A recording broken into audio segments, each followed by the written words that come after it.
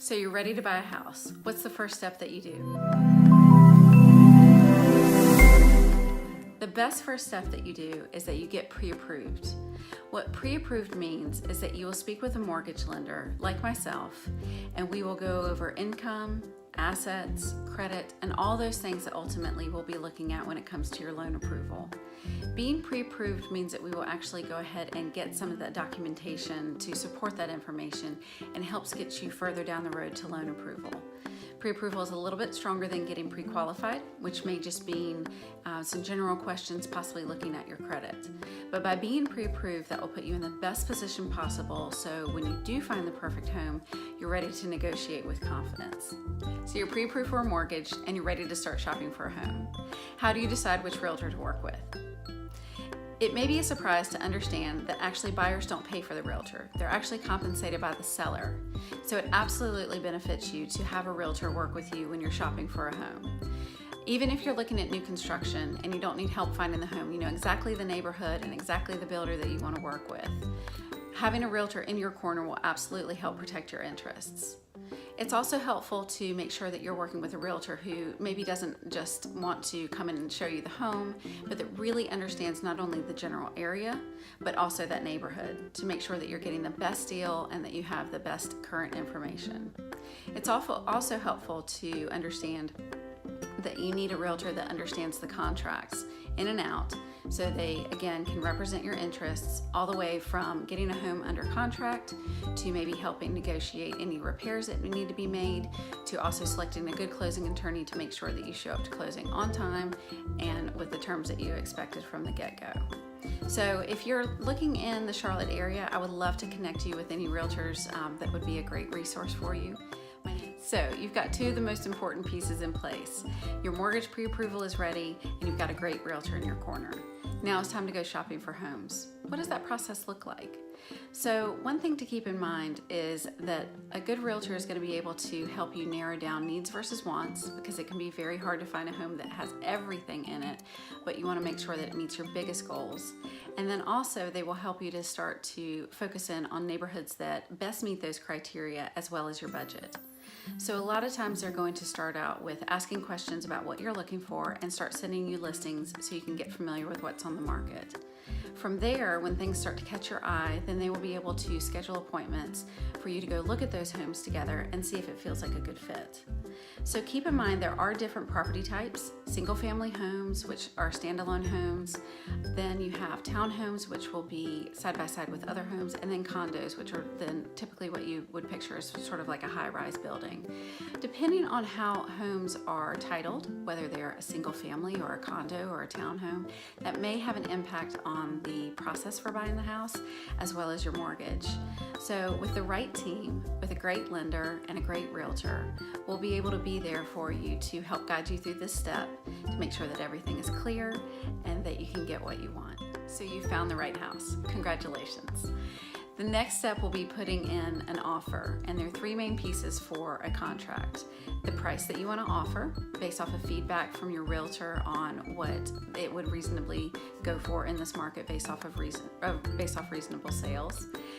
When you want to close, so when you want to own the home, and then any due diligence or earnest money that's associated with the contract. And that's basically money that's given to show that you're serious about the home and that's being held in good faith while that home is taken off the market, so you can proceed with your loan, do inspections on the home, get it appraised, and things like that. So keep in mind that once you write up that offer and it's submitted to the seller, then the seller pretty much has three options. They can accept it, they can reject it, or they can choose to make a counter offer or negotiate some of the points of the offer.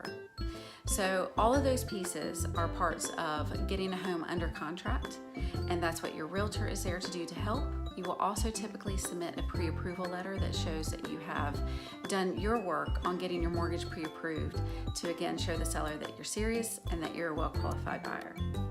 So you have a home under contract. How do you make sure that it's a good buy? How do you make sure that you're not inheriting the current seller's problems perhaps? You do that with a home inspection, and your realtor will be able to recommend a quality home inspector that will be able to go in, evaluate the home, and give you a report. That's typically done pretty soon after contract.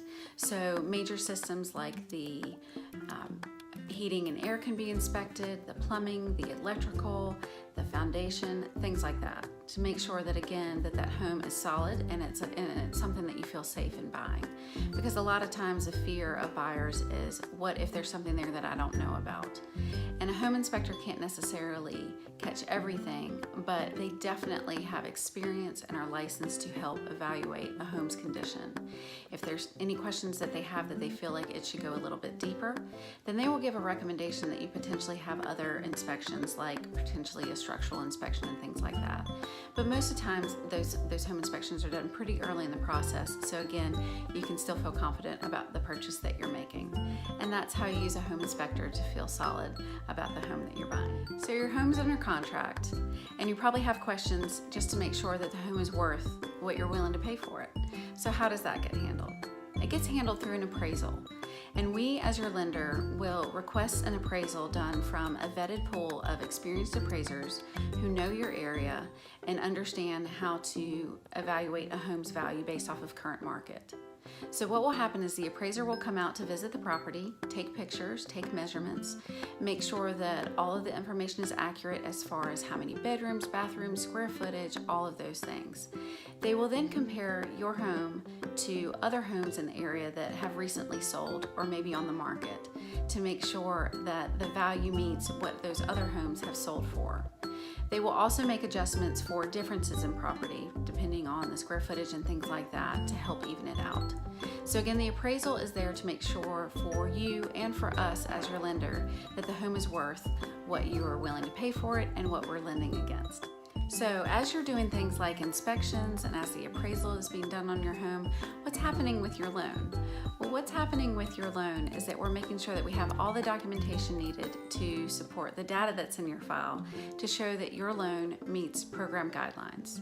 Program guidelines are things that are set out depending on what loan type that you're getting to make sure that it meets federal guidelines for that program. So what happens is those documents are collected by our processor, and then they are submitted to an underwriter. An underwriter will review them, make sure that everything is there as needed, and for things that are maybe outstanding like title work from the attorney or the appraisal or maybe an extra pay stub or whatever may be needed, then those will come back as what are called conditions. So at that point you will have what's called a conditional approval. With that conditional approval, our processor will let you know what's needed for final approval. And once those items have been collected, the appraisal's in or something like that, then that will be submitted back to the underwriter for final approval. And once you have final approval, you're ready to close. So congratulations, you're at the last step of the process, closing. So what happens at closing is that any money that is due from you for the approval of your loan, for the purchase of the property, you will have received a closing disclosure a few days before closing confirming the absolute final amount due, and then you will wire those funds to the closing attorney. They hold them and then pair them up with our loan to then make the seller whole on the purchase price that you've agreed to pay. At closing, you will sign documents that legally makes the house yours. Once those documents have been signed, we as the lender approve them and sign off on them.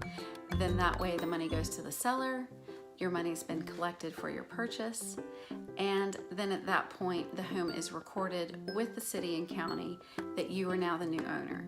It's at that point that then you receive your keys and the house is yours. So congratulations on receiving your home, on closing on your home, and I appreciate being able to be a resource for you.